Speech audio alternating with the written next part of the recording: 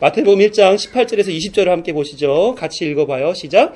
예수 그리스도의 나심은 이러하니라. 그의 어머니 마리아가 요셉과 약혼하고 동거하기 전에 성령으로 잉태된 것이 나타났더니 그의 남편 요셉은 의로운 사람이라 그를 드러내지 아니하고 가만히 끊고자 하여 이 일을 생각할 때에 주의 사자가 현몽하여 이르되 다윗의 자손 요셉아 내 아내 마리아 데려오기를 무서워하지 말라. 그에게 잉태된 자는 성령으로 된 것이라. 아멘. 자, 예수님의 탄생에 대하여 이야기를 했습니다. 좀 이따가 이제 예수님의 이름의 뜻에 대해서 얘기를 할 텐데요. 어쨌든지 예수님이라고 하는 그분이 탄생하시는 것에 대해서 굉장히 신비스럽게 여겨야 될 것은 분명해요. 그러나 그 신비스러움으로만 끝나는 것이 아니라 그 신비가 우리에게 완전히 일치됐다라고 하는 것까지 우리는 그 신비를 이해를 해야 됩니다. 그래서 우리 인생에 나타나지는 어떤 현상과 완전히 대비되는 특별한 미스테리한 일이 아니라 하나가 될 수 있는 그 일로서 나타나셨다라고 하는 것을 이해를 해야 돼요. 그러니까 성령이 낳게 하셨다라고 하는 그 신비와 사람으로 나왔다라고 하는 성육신의 어떤 그 신비스러움이 현상이 일치가 되어 우리에게 적용되었다라는 그 사실을 먼저 기억해 줄 필요가 있습니다. 도입을 들어가 보면 창조주 하나님에 대한 말씀 우리 계속 지난주까지 배웠습니다. 그래서 하나님이 누구시며 그분의 창조와 섭리를 믿는다는 것은 무엇을 의미하고 어떻게 살아야 하는지에 대해서 나눴어요. 그래서 사도신경을 보게 되면 하나님에 대한 이야기가 처음에 나오니까 이것은 하나님을 바르게 믿으라는 얘기로구나 하는 것으로 먼저 우리가 인식할 필요가 있죠. 그러나 그 속에는 삼위일체 하나님이 다 포함되어 있다는 얘기를 우리가 했었습니다. 그런데 전능하사 천지를 만드신 하나님 아버지를 내가 믿사오며 한 줄 나왔어요. 아버지. 그 다음부터는 누구 얘기가 나와요? 그 외아들 우리 주 예수 그리스도를 믿사오니 하면서 쭉 예수님에 대한 이야기가 나와요. 왜 그럴까요? 예수 그리스도를 통해서, 그렇죠? 예수님에 대한 논쟁들이 계속 신학적 논쟁들이 있었단 말이에요. 그래서 신앙 고백할 때 논쟁거리들이 많으니까 하나를 분명하게 이렇게 제시해서 그 논쟁거리가 더 이상 드러나지 않도록 그렇게 하기 위해서 했다라는 얘기를 하지만 더 엄밀한 의미에서 우리가 신앙 고백을 할 대상이 예수 그리스도로 말미암아 이루어진다라는 거죠. 하나님을 우리가 신앙 고백할 때 그 중심에는 예수 그리스도가 있다 하는 것을 설명해 주기 위해서 예수님이 사도신경의 긴 부분 차지하고 있다는 거예요. 그러나 우리가 먼저 이거 배우기 전에 삼위일체 하나님에 대해서 먼저 나눴잖아요. 늘 항상 우리 마음속에 있어야 되는 것은 성부 하나님을 얘기할 때도 성자 예수님과 성령 하나님에 대한 인식이 같이 있어야 되고 예수님을 얘기할 때도 마찬가지로 성부와 성령도 같이 있다는 얘기를 생각을 하셔야 되는 거 놓치면 안 됩니다. 왜냐하면 분리할 수 있는 분들이 아니세요. 자, 어쨌든지 창조와 섭리에 성부 하나님을 대표로 내세워서 표현을 했다 생각을 하고 성자 예수님과 성령 하나님은 관여하지 않았다? 이건 아니란 얘기고요. 예수님의 구속에서도 성부 하나님과 성령 하나님이 아무것도 안 했다? 이런 거 절대 아닙니다. 그러므로 예수님에 대한 신앙 고백을 할 때에도 마찬가지 성부 하나님과 성령 하나님도 포함되어 우리가 고백하는 일이다. 이렇게 기억하셔야 된다는 것입니다. 그래서 오늘은 그것에 이어서 그리스도의 칭호, 예수 그리스도, 예수에 대한 이야기로 한번 진행해 보려고 해요. 본론을 보시면 하늘로부터 구원을 위해 이 땅에 오신 하나님의 아들에게 붙여진 이름이 예수입니다. 왜 예수라는 이름이 붙여지었고 그 이유가 뭔가? 우리 이제 이름을 보통 보면은 부모님들이 많이 짓잖아요. 그렇죠? 두 분도 우리 자녀들 직접 지으셨죠, 그렇죠? 네. 우리 주은이 이름을 지느라고 출생신고 마지막 날, 그것도 아침에 너무 어떻게 해야 될지 모르겠어서 고민을 얼마나 많이 했는지 몰라요. 그래가지고 주은이라고 짓고 대신 주아는 되게 쉽게 지었어요. 제 이름이 준오고 우리 아내가 지연이에요. 지읒 이응이 들어갔어요. 지읒 이응 들어간 이름 중에 뭐가 좋을까? 주은. 주은이도 지읒 이응이네. 그럼 주아도 당연히 지읒 이응이지. 그래서 며칠 안 돼서 다 지어버렸어요. 근데 주은이 주아를 짓고 보니까 지을 이름이 별로 없는 거예요. 그래가지고 뭐가 짓지? 이렇게 하다가 거의 출생신고 다 될 때쯤 돼서 그럼 주영이라고 진짜 애가 이제 4kg로 나왔거든요. 딱 애가 나왔는데 쑥 이만하게 나오는 거예요. 그래서 산부인과 의사 선생님이 벌쩍 들어서 딸입니다 이러는데 전 딸같이 안 받고 월척이다 이 생각이 들었어요. 애가 얼마나 큰지 굉장히 뭐랄까 중성적인 느낌이 좀 들었었어요. 그래서 주영이라는 이름이 여자들도 많이 쓰고 남자들도 많이 쓰잖아요. 그래 그럼 주영이라 진짜. 그래가지고 이렇게 우리가 이름을 지을 때는 뭐 의미를 담아서 이 아이가 어떤 인생을 살기를 바란다 하는 취지에서의 이름을 짓잖아요. 그렇죠? 구약 성경에는 그런 일들이 대부분이었었어요. 대부분. 그래서 이삭이라는 이름을 지어줄 때는 무슨 뜻인지 아세요? 이삭? 웃음이란 뜻이에요. 웃음. 그래서 하나님이 아브라함과 사라한테 너가 아들을 낳을 거라고 얘기할 때 이 사람들이 웃었단 말이에요. 그렇죠? 첫 번째 그 웃음이에요. 그때 사라의 나이가 몇 살인지 아세요? 90살에 나왔어요. 90살. 할머니가 나왔어요. 동네 사람들한테 웃겼을까요? 안 웃겼을까요? 할머니 애기 낳대. 쭈쭈백인데 웃기잖아요. 그렇죠? 세 번째, 그 아기를 낳고 나서의 사례가 기뻐하는 그 모습을 보고 전체적인 맥락에서 이 아이는 웃음이라고 짓는 게 좋겠다. 근데 더 엄밀한 본질적인 의미가 있죠. 그때 당시만 하더라도 죄 때문에 웃음을 잃을 세대였는데 이삭은 예수 그리스도의 순종을 상징해 보여주는 인물이에요. 그러다 보니까 진짜 웃음을 줄 수 있는 분이 오실 것이다라는 것을 미리 보여주기 위하여 이삭을 갖게 했단 말이죠. 그래서 거기까지 포함해서 이삭의 이름은 웃음이에요. 다음 세례 요한도 하나님이 천사를 통해서 요한이라고 해라 이렇게 하나님이 정해줬죠. 아브라함은 어떤 사람이에요? 한 가족의 아버지, 높은 아버지였는데 하나님이 아브라함으로 바꿔주면서 열방의 아버지가 되게 했고 사라도 마찬가지로 한 가정의 어머니, 높은 엄마에서 사라로 바뀌면서 열국의 어머니 이렇게 바뀌었단 말이에요. 야곱도 처음에는 에서의 발 뒤꿈치를 잡은 자 이렇게 이름을 지어서 야곱이었는데 나중에 어떻게 됐어요? 이스라엘. 그래서 뜻은 하나님과 겨룬 자 이런 뜻으로 바뀌었단 말이에요. 예.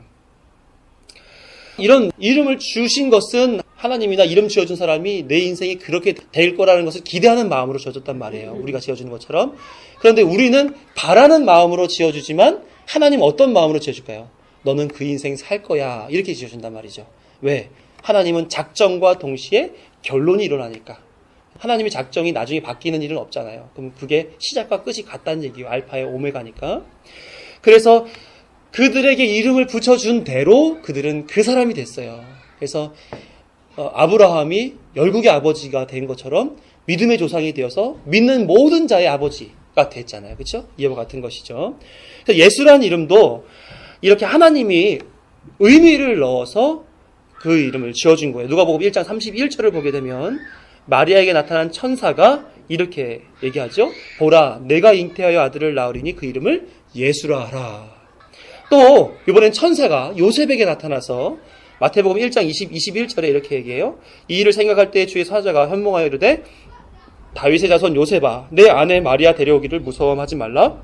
그에게 잉태된 자는 성령으로 된 것이라. 아들을 낳으리니 이름을 예수라 하라. 이는 그가 자기 백성을 그들의 죄에서 구원할 자심이라 하니라. 요셉과 마리아는 하나님이 계시하시고 천사가 전해준 그 이름 그대로 그 아들에게 예수라고 붙여줬어요. 그렇죠? 자, 이름을 붙여줬고 모든 사람들에게 이 아이가 예수입니다라고 공식적으로 이렇게 선언을 했단 말이에요. 그런 얘기는 뭐냐면 요셉은 법적인 아버지 또 양부로서 모든 사람에게 선포함으로써 그 신분을 가지게 된 거예요. 다시 말하면 예수님이 다윗의 자손 맞나요? 안 맞나요? 진짜 맞을까요? 자, 예수님은 누구로 잉태했어요? 성령으로 잉태했잖아요. 다윗의 자손이라고 하는 것은 다윗의 혈통을 따라서 자손인 건데 실질적으로는 예수님은 혈통을 따라 낳은 분이 아니라 성령으로 낳으신 분이잖아요. 그럼 엄밀히 말하면 다윗의 친아들은 아닌 거죠. 그런데 그렇게 아닌 신분이 그렇게 신분이 되기 위해서는 법적인 선언이 있어야 되는 거예요. 그게 그 이름 때문에 그런 거예요. 이름을 예수로 함으로써 예수를 자신의 혈통 안으로 가입시켜 준 거죠. 그래서 요셉의 아들로서 모든 사람이 인정하게 됐고 예수님은 공식적인 다윗의 자손으로서 위치할 수 있게 된 거죠. 이해가 되시죠? 그렇죠? 이 이름에 특별한 의미를 가지고 있지는 않아요. 흔한 이름이었습니다. 그래서 아까 말씀드렸던 것처럼 여호수아나 예수아 이런 이름들이 있었어요. 여호와는 구원이시다 이런 뜻이죠. 신약에서도 바예수라는 사람이 있었고 유수도라 하는 예수 해서 골로새서 4장 11절에 또 이런 말씀도 있었어요. 아마도 여호와만이 자신들의 구원이 되심을 믿고 그들의 자녀들에게 그런 믿음을 표현하는 이름을 붙여주었으리라 이렇게 우리가 생각해 볼 수가 있습니다. 그래서 예수란 이름은 흔했던 거예요. 하지만 실제 예수님의 경우는 하나님이 지어주신 아주 특별한 방식의 이름이고 그 의미도 특별한 의미, 다른 이름과 차별된 표현만 예수지 예수란 이름이 만들어진 배경과 그 의미가 담겨진 내용도 완전히 다른 이름이다 이런 거예요. 그래서 예수라는 이름은 유대인들에게는 악명 높은 이름으로 자기가 죽인 그 이름으로 그리스도인들에게는 너무나 고귀한 이름으로서 자녀들에게 붙여주지 않음으로써 이후로 예수라는 이름은 희귀한 이름이 되었고 그 예수라는 이름을 듣게 됐을 때 우리는 구속주 예수 그리스도 그 생각만 딱 들게끔 그 예수님 이름이 사용되었다 하는 거예요. 너무 신기하죠, 그렇죠? 두 번째, 예수라는 이름의 의미가 무엇인지를 한번 보시면 마태복음의 주의 사자가 요셉에게 주신 말씀 마태복음 1장 21절에 보면 아들을 낳으리니 이름을 예수라 하라 이는 그가 자기 백성을 그들의 죄에서 구원할 자이심이니라 하니라. 이전에 여러 예수로 불리던 사람들은 그들의 부모가 여호와 하나님만이 우리의 구원이시다 그가 우리를 구원하실 것입니다 하는 뜻으로 이름을 붙였지만 그저 믿음의 표현일 뿐이었지 실체가 아닌 그런 아들의 이름이었단 말이에요. 마치 노아의 아버지 라멕이 노아를 낳고서는 여호와께서 땅을 저주하심으로 수고로이 일하는 우리를 이 아들이 아니할 것이다 하는 뜻을 가진 노아라는 이름을 그 아들에게 붙여줬단 말이에요. 노아의 이름은 안위함 이런 뜻이에요. 노아는 안위시키실 실체는 아니죠. 하지만 바램을 담아서 그 이름에다가 넣은 거잖아요. 그렇죠? 그런 식으로 사람들은 바램을 가지고 이제 이름을 줬단 말이에요. 그런데 마리아가 낳을 이 아이의 경우는 특별한 의미를 담고 있어요. 첫 번째 무슨 뜻이냐면 예수라는 분은 기본적으로 구원하시는 분이다 하는 거예요. 마태복음 말씀에 아주 특별한 용어가 있는 게 바로 구원이라는 표현입니다. 이건 되게 중요하니까 이거는 기억을 해주셨으면 좋겠어요. 구원이라는 말은 이 세상에서 모든 잘못된 것으로부터의 회복과 온전하게 함을 의미합니다. 근데 이것은 영적인 부분에 대한 표현이지요. 하지만 영적으로부터 시작해서 물리적, 정신적, 도덕적 이 모든 것들이 영적 회복과 함께 온전하게 되는 것. 요게 구원이다라고 하는 거예요. 그러니까 구원 그러면 사람들은 구원 받으셨어요? 그러면 네. 어떻게 받으셨어요? 예수님을 믿으니까 받았죠? 그럼 어떻게 돼요? 죽으면 천국에서 다시 살아나요. 이렇게 단편적으로 알아요. 그렇지만 구원은 거기에 국한되어 있지 않아요. 구원은 굉장히 넓은 부분이에요. 그러니까 죽어서 하나님 나라로 다시 살아나는 것을 그건 아주 초보적인 구원에 대한 이해고요. 구원이라고 하는 것은 이미 예수 그리스도로 말미암아 이 세상에 하나님 나라가 도래함과 동시에 우리에게 주어진 하나님 나라의 백성으로서의 영적뿐만 아니라 육적인, 물질적인, 정신적인, 도덕적인 이 모든 것이 하나님 나라 백성 되는 것 이게 구원이에요. 지금 구원 받으신 거라고 생각하세요? 네? 네, 아멘. 그러니까 구원 받았다라고 질문하는 것 자체는 사실은 되게 어리석은 질문인 거죠. 구원이 뭔지도 모르는 거예요. 그러니까 당신 죽으면 천국 갈 자신이 있어요? 구원 받으셨어요? 이런 의도로 물어본 건데 실질적으로 구원이라고 하는 것은 당신이 죽어서뿐만 아니라 이 땅에서도 하나님이 당신의 영혼을 주장하셔서 영의 어떤 회복을 통하여 모든 육적인 것까지 다 구원받은 자처럼 지금 살고 계십니까? 이렇게 물어보는 것이 조금 더 지혜로운 질문이에요. 근데 그렇게 안 물어보죠. 그죠? 다른 종교의 윤회 사상처럼 여기서 죽으면 다시 태어나거나 극락에 가거나 뭐 이런 식의 이해만 가지고 있으니까 구원받으셨어요? 라는 얘기를 그런 식으로 질문하는 경우들이 많다는 거죠. 결코 그렇지 않다는 거예요. 그러니까 기독교는 놀라운 종교입니다. 종교라고 말하기도 뭐하죠. 놀라운 계시예요. 구약에서는 이 일이 하나님에 의해서 주어진다고 끊임없이 강조되어 왔어요. 대표적으로 시편 130편 8절을 보면 그가 이스라엘을 그의 모든 죄악에서 속량하시리로다. 그래서 성경 전반의 가르침을 보게 되면 사람들의 근본적인 문제는 물리적이거나 정신적인 것이 아니라 하나님과의 관계, 영적인 것에 있음으로써 영적인 문제를 해결하지 않은 물리적, 정신적 회복은 궁극적인 의미에서 구원이라고 말할 수 없는 거예요. 그러므로 예수님께서 이루시는 구원 사역의 근본적인 의미는 구속적이라는 거예요. 죄에 속해 있던 자들을 그리스도 안으로 담아 놓는 것, 구속적. 그러나 그것이 육적으로 이루어지는 것이 아니라 영적으로 이루어지는 것이다 하는 거예요. 두 가지, 구속적이며 영적인 것. 그래서 예수라는 이름을 설명할 때에 강조되어야 할 부분이 저희 죄에서 구원할 자라는 표현이 강조되어야 되는 겁니다. 그러나 이것은 아까 얘기했던 것처럼 영적인 것의 해결만이 아니라 영적인 것을 시작하여서 정신, 도덕, 물리적 문제까지 다 해결되어지는 것, 회복되어지는 것을 얘기하는 거예요. 그래서 죄라고 하는 것을 우리가 봤을 때 우리가 타락하거나 하나님과의 관계가 깨지게 된 것, 이것은 죄의 문제잖아요. 죄의 문제. 그런데 이것은 우리가 눈으로 확인할 수 있는 부분이 아니죠. 영적인 부분이에요. 영적인 부분. 그러면 예수님이 오셔서 타락하고 관계가 깨어져서 벌어지는 현상이 뭡니까? 다 부패와 그다음에 오염이죠. 오염. 그죠? 이게 죄의 양상이니까 부패와 오염으로 모든 삶이 다 영이 되는데, 그러면 죄가 회복되어 영적인 부분이 회복됨으로써 부패와 오염 속에 살았던 내가 어떻게 산다는 얘기예요? 하나님 앞에 거룩하게 된다는 얘기예요. 거룩하게 된다는 얘기예요. 그러니까 나의 삶의 영적인 문제가 해결된과 동시에 거룩한 삶을 살아가는 물질적, 육체적, 도덕적, 윤리적 모든 내용들이 다 거룩을 향해 나아가게 되어 있다 하는 얘기인 거예요. 신앙생활 잘한다는 사람들이 교회 와서는 홀리한 척하지만 밖에서는 일반 사람들이랑 똑같이 산다? 있을 수가 없는 얘기인 거예요. 그건 영적인 문제 해결된 것으로 본인이 아는 거지 실제로는 삶이 그것을 증명해내지 못하고 있는 거죠. 네오 칼비니스트 같은 경우에 하나님이 다 하시니까 우리가 할 게 없다. 이건 너무 많이 간 거예요. 실제로 하나님이 다 하시는 건 맞지만 실질적으로 우리 안에 드러나는 현상은 우리로 하여금 이 거룩을 추구하고 이 하나님이 해놓으신 것이 증명되는 삶으로 살아가게끔 그렇게 인도받는단 말이에요. 그러니까 교회에서 거룩하다면 밖에서도 거룩해야 되는 거예요. 가정에서도 거룩해야 되고 모든 사람들이나 하나님으로부터 칭찬받는 사람이 되어야지 진짜 거룩한 사람인 거예요. 칭찬 좀 많이 해주세요. 자, 어쨌든지 그런 의미를 가지고 있습니다.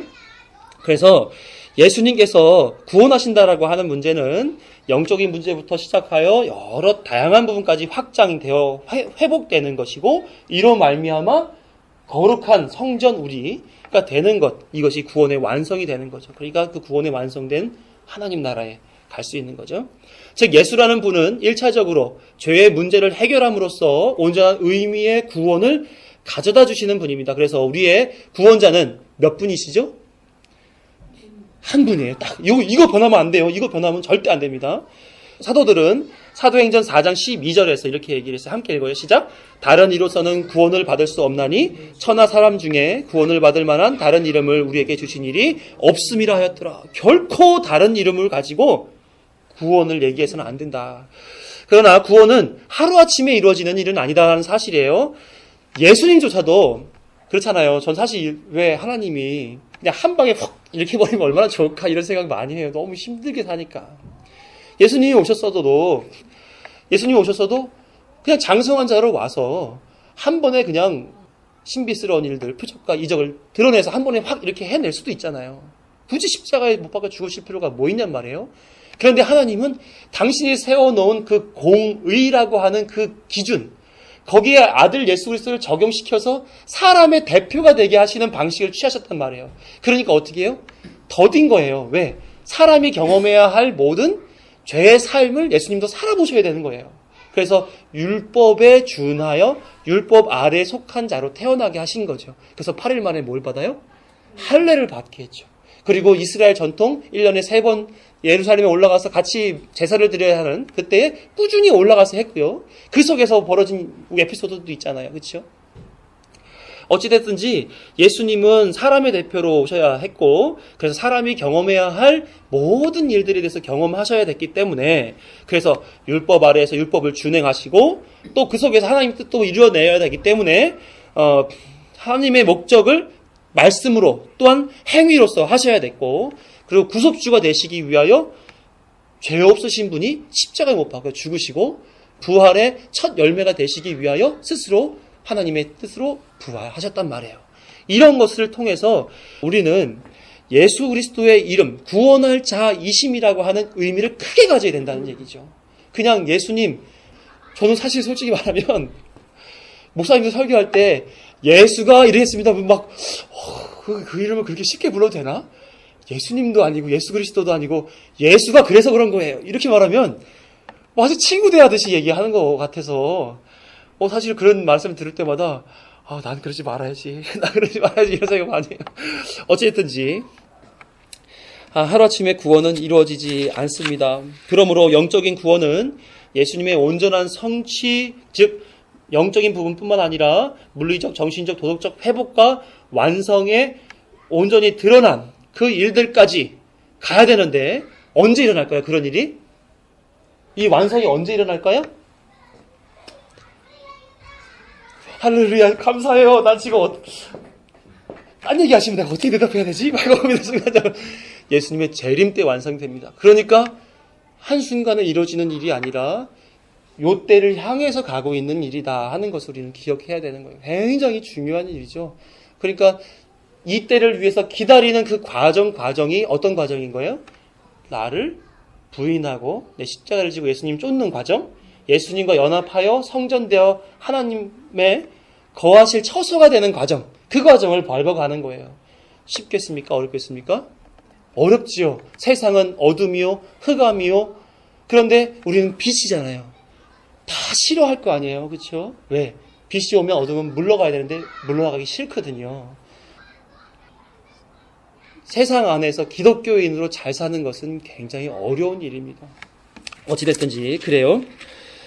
이런 의미에서 예수님은 이미 우리를 구원하신, 십자가의 완성으로 구원하신 분이시지만 또다시 오실 온전한 구원자가 되신다라고 하는 그 사실을 알아야 돼요. 혹시 들어보셨어요? already 하고 not yet 하고 들어보셨어요? 들어보셨죠?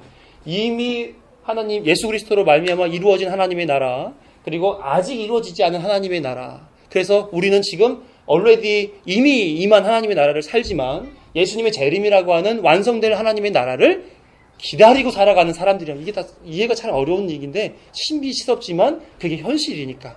그렇죠? 어쨌든지 이 가운데 누가 유일한 구원자입니까? 예수 그리스도만 그렇다. 두 번째, 그분은 자기 백성을 구원하신다 이렇게 얘기를 했어요. 아까 전에도 말씀드렸지만 왕이 백성이라고 하는 사람들을 다스릴 때의 관계성은 그 영토 혹은 혈연 관계 속에서 이루어지는 일이라 이렇게 했습니다. 그런데 예수님은 그렇지 않았죠. 그러니까 요한복음 1장 11절에 보면 자기 땅에 오매 자기 백성이 영접하지 아니하였으나 이렇게 얘기를 해요. 예수님이 왕으로 자기 백성들이 사는 땅에 왔지만 그 백성들이 저 내 왕 아니에요 이렇게 했단 말이에요. 그렇다면 누가 그분의 백성인가? 거기 혹시 기록되어 있나요? 있죠. 예수님께서 써 있어요? 함께 읽어볼까요? 누군지 시작. 예수님께서 죄로부터 구원해 주시는 모든 종류의 사람이 다 여기에 속한다고 할 수 있습니다. 없어요? 없는 모양이에요. 죄송해요.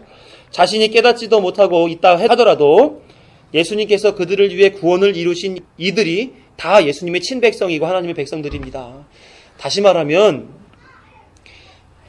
지금은 알아요. 예수님이 나를 구원하시기 위하여 나를 대신하여 십자가에 못 박혀 죽으시고 부활하시고 승천하셔서 나의 구원의 완성자가 됐습니다 하는 사실을 아는 사람이 있어요. 그럼 그 사람들은 분명히 하나님의 백성이겠죠. 그렇죠? 그런데 아직 믿음이 들어가지 않아요.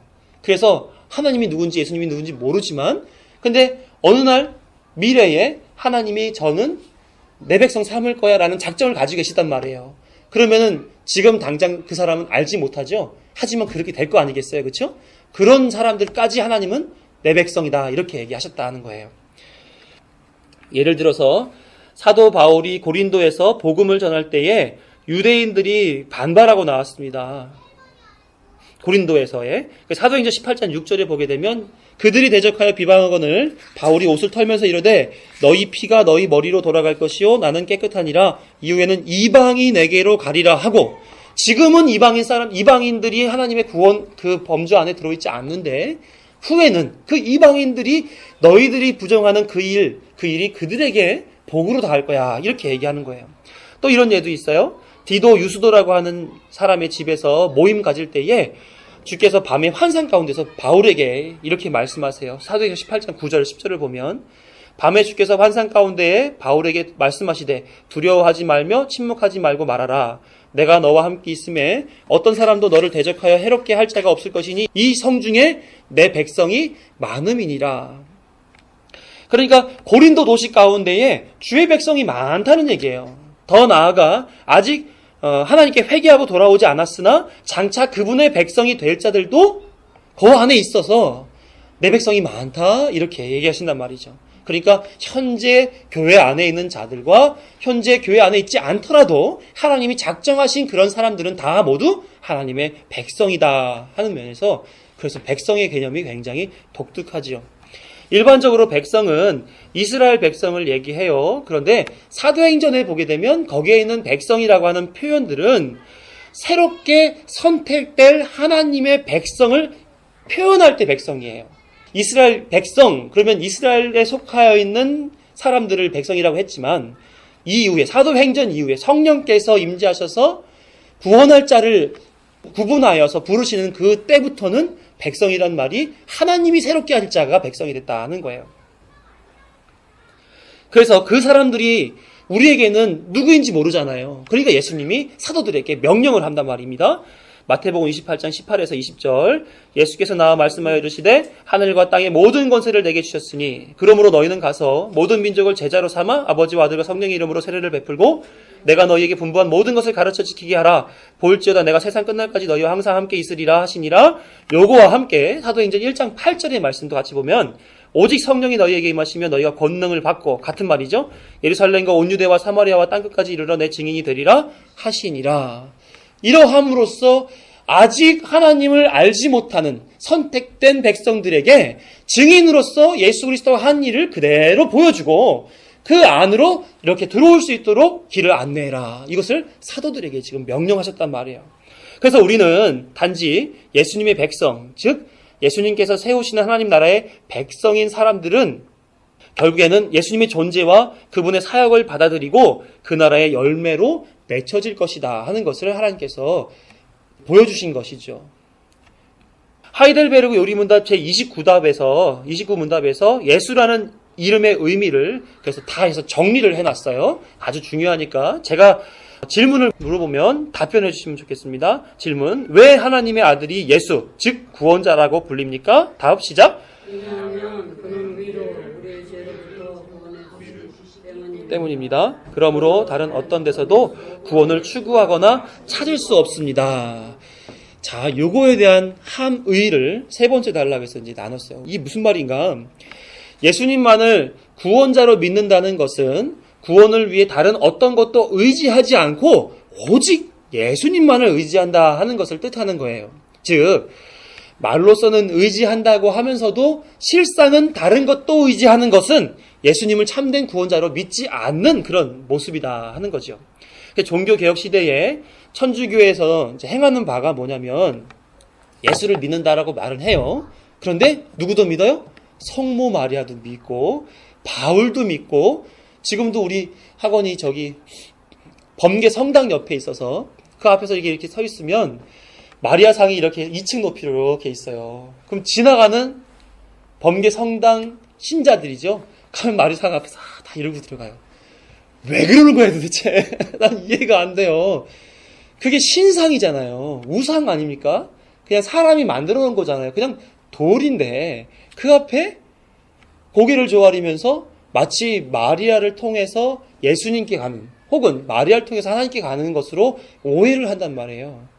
얼마 전에 이제 그 신부 한 사람과 목사 한 사람이 사회자의 어떤 진행을 따라서 그런 것들을 서로 질문하고 답하는 그런 자리를 마련했던 적이 있었어요. 목사님이 그것을 이제 의문을 거는 거죠. 다 알고 있지만 이제 방송을 보는 시청자들을 위해서 그곳에서는 예수님만을 믿는다고 하면서 왜 마리아를 비롯한 성인들을 기도 가운데에 집어넣어서 그들을 통하여 기도하게 하느냐. 그랬더니 그 신부님이 그렇게 얘기하는 거예요. 여러분들 교회에서도 어떤 기도 열심히 하시는 어떤 집사님, 권사님들이나 목사님들한테도 기도해달라고 중보 부탁을 하지 않느냐. 우리도 마찬가지다. 그 성자를 통해서 예수님 앞에 혹은 하나님 앞에 중보 기도를 부탁을 하는 것이지 그 사람을 통해서 하나님 앞에 뭔가 관계가 맺어 이런 개념은 아니다. 이렇게 설명을 하더라고요. 그래서는 이제 말이 끝났어요. 그래서 제가 궁금하잖아요. 그럼 그걸 그대로 받아들여야 되느냐? 절대로 받아들일 수 없는 게 가톨릭의 교리에 보면 성인들을 통하여서 하나님 앞에 나아갈 수 있게끔 되어 있는 항목이 분명하게 제시되어 있어요. 성 바오로는 어떻고 성 베드로는 어떻고 이러면서 성인들이 어떠한 하나님과의 연을 맺어주는 능력자인 것처럼 묘사가 되어 있는 교리가 그대로 제시가 되어 있어요. 우리 뭐 하이델베르그라든지 웨스트민스터 신앙고백이라든지 뭐 그런 어떤 장르계의 신조 안에서 어떤 목사님의 이름으로 하나님께 나아간다? 이런 말 한마디도 없잖아요. 있을 수도 없는 말 아니에요? 근데 그 사람들은 그거를 교리로 가지고 있어요. 그 신부님은 그냥 이해를 시켜주시기 위해서 했지만 그들은 성인들을 신봉하는 그런 입장에서 중보하는 것이요. 우리는 함께 이 인생 살아가는 것이 어려우니 사랑하는 마음으로 같이 기도합시다라는 합력의 의미를 가져간단 말이에요. 그러니까 너무나 다른 얘기죠. 예. 왜 사람이 만들어 놓은 곳에다 절을 하느냐 물었더니 그걸 보고 하는 게 아니라 그 안에 담긴 정신을 네. 때문에 절하는 거라고 하는 네. 어떻게? 자, 큰 예가 하나 있어요. 성찬식을 하잖아요. 가톨릭은 화채설이라고 믿어요. 우리는 성령의 임재설을 믿는단 말이에요. 우리는 성찬을 먹는데 이게 포도주고 떡인 것을 그냥 먹어요. 하지만 그 하나님의 임재하심으로 우리는 이해를 해서 의미를 받는 거예요. 근데 가톨릭은 어떤 식이냐면 그 먹는 순간에 그 포도주가 예수님의 피가 되고 예수님의 그 떡이 살이 되는, 그래가지고 중세시대만 하더라도 이방 민족들이 가톨릭을 믿는 사람들에게 뭐라고 그랬냐면 저들은 인육을 먹는 자다 이렇게 비난할 정도가 됐단 말이에요. 다시 말하면 그렇게 성상을 만들어 놓고 그 안의 본질을 이해하는 방식이, 이 사람들의 방식은 뭐냐면 내가 믿는 그 순간에 이 사람은 마리아인 거예요.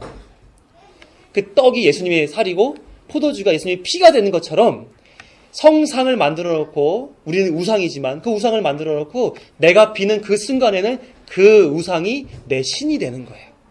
이해가 좀 되시나요? 확실히 다르죠, 그렇죠? 우리는 의미를 그런 데서 살리지 않아요. 그래서 우리 개혁교회는 십자가도 없어요. 아, 여기 있네. 우리는 사실상 그렇게 어떤 형상으로 사람들의 어떤 믿음을 좌우할 수 있는 요소들을 다 배제시킵니다. 그리고 완성된 율법, 절기 이런 것들을 추구함으로써 예수님만 바라보게 만들어요. 근데 절기를 꼬박꼬박 지켜야 하는 요즘 같은 경우는 대림절이다 해가지고 막 지키고 한단 말이에요. 그렇게 하는 것은 구약으로 돌아가는 것이요, 본질을 보지 못하는 것으로 우리는 이해한단 말이죠. 그러니까 우리는 실체 예수 그리스도가 있고 예수 그리스도를 드러내주는 다양한 것들의 본질을 보는 사람이지, 예수님의 실체를 본따서 뭔가를 만들어 놓고 이것이 예수님께 뭔가 연결주는 매개체가 되어 여기다 신봉하면 예수님이 다 들어줄 거야 라는 생각을 안 한단 말이에요. 근데 이들은 그렇게 생각한다는 거죠. 그게 우리와 큰 차이고, 그래서 가톨릭을 이런 말 하면은 이렇게 하면 안 되는데 우리와 같은 하나님을 믿지 않는다라고 얘기를 해요. 과연 구원 받았을까? 왜냐하면 예수님에 대한 그 기준이 너무 다르기 때문에 그렇고, 어쨌든지 그렇습니다. 성도들이 이 문제에 대하여 분명한 가르침을 얻어야 된다라고 하이델베르그 그 종교개혁 당시 이후에 사람들이 많이 고민을 했나 봐요. 그래서 적어놨어요. 하이델베르그 30문에. 제가 질문을 읽으면 답변을 읽으세요. 그렇다면 그들의 구원과 지복을 성인들과 자신들이나 다른 것에서 찾는 이들은 유일하신 구주 예수님을 믿는 것입니까? 시작.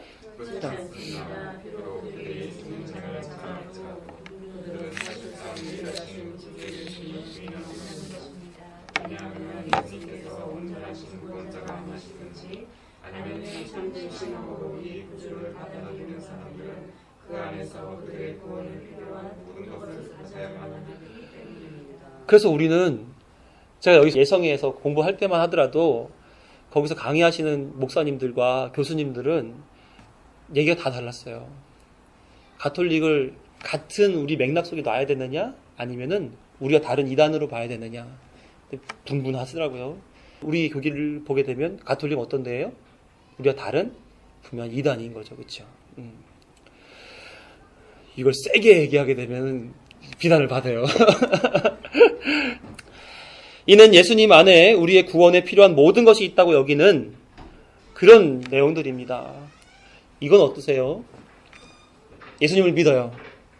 예수님을 믿는데 예수님을 믿음이 부족하여서 나의 공로가 여기에 가입되어야 구원이 완성된다라고 여기는 거 생각하는 건 어떠세요? 맞다고 생각하세요? 아니면 좀 잘못됐다 생각하세요? 그렇죠, 공로죠. 예. 아유, 고마워라, 진짜.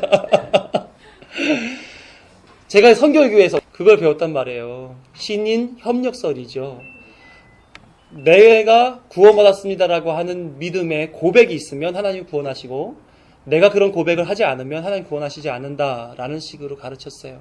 뿐만 아니라 내가 복을 받거나 하나님의 구원을 받으려면 그만큼 하나님 앞에 충성을 다해야지 이 정도 해놓고선 무슨 복 받으려고 그래? 라고 가르치는 그런 무수한 교회에서도 마찬가지로 그렇게 배웠어요. 아, 내가 믿는 것뿐만 아니라 절대 충성해야 되는구나. 그렇죠? 이런 과정 속에서 자연스럽게 그리스도인다운 힘과 역량과 은사의 발휘가 나타나 섬기는 것이 아니라 맹목적으로 하나님의 복을 내가 쟁취하기 위해서 열심을 뭔가 다 내야 된다라는 식으로 가르쳤던 것에 저는 그냥 그렇게 살았단 말이에요. 근데 알고 보니까 결코 그런 것이 아니다는 거죠. 그걸 다 이단 이렇게 얘기한단 말이에요. 이걸 기준으로 바라보게 되면 세상의 교회가 어떠세요? 그래서 공부하면 공부할수록 바른 걸 해야 된다.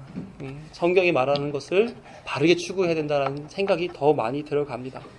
어찌됐든지 믿음과 성인의 도움이 있어야 한다거나 믿음과 나의 공로가 있어야 한다거나 하는 것은 예수님을 온전하신 구원자가 아니라고 생각하는 것에서 비롯된다 하는 것을 이렇게 지적해주고 있는 겁니다. 여러분들은 정했으면 좋겠습니다.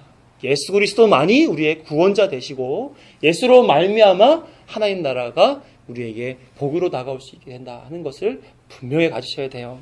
예수 그리스도의 이름이 주는 의미와 그분이 유일한 구원자 되심에 대해서 인정하시는 우리가 됐으면 좋겠습니다. 자, 결론을 내리려고 그래요. 우리의 유일한 구원자이신 예수 그리스도를 더 많이 알아가시기를 부탁을 드릴게요. 누가 나를 구원해 주는지에 대해서 잘 모르고 신앙생활을 한다는 것은 어불성설일 뿐입니다. 잘 알고 신앙생활을 하는 것이 하나님께서 계시하신 예수님의 그 이름이 참으로 귀한 이름으로서 우리에게 사용되어지는 것이요. 그것이 복의 통로가 된다라는 것을 그것이 우리의 이제 바른 일이다 하는 겁니다. 그래서 잘 알고 우리 함께 잘 신앙생활 예쁘게 하시자고요. 네. 질문 혹시 하고 싶은 말씀 있으시고? 손을 드셨는데? 아니요. 네. 하고 싶은 말씀 있으세요? 네. 뭐 예수님이 우리의 구원자 되신다는 것은 우리 안에서는 결코 부인할 수 없고, 그렇죠? 여기다가 뭔가 더 추가할 수 있는 것들이 없다는 사실, 그것만 우리는 잘 기억하고 가져가면 좋겠습니다. 기도하겠습니다.